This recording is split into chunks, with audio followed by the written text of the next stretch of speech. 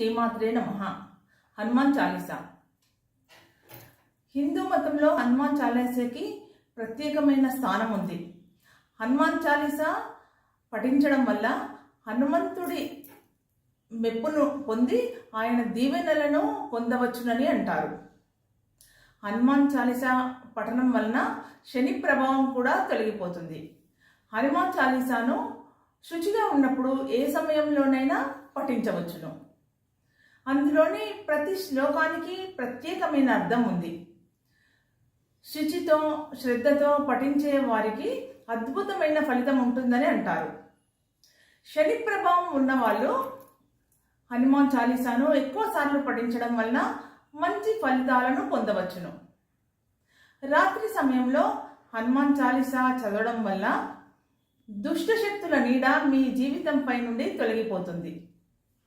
పిల్లలకి దయ్యాలంటే భయం ఉన్నప్పుడు ఆ భయాన్ని పోగొట్టడానికి రాత్రి సమయంలో వారు హనుమాన్ చాలీసా చదవడం మంచిది.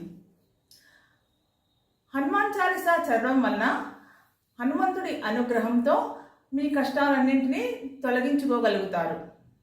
ఏదైనా పెద్ద పనిలో విజయం సాధించాలన్నప్పుడు మంగళవారము, గురువారము, తర్వాత శనివారము, ఇంకా మూలా నక్షత్రం ఉన్న రోజున రాత్రిపూట 108 సార్లు హనుమాన్ చాలీసా చదవడం మంచిది.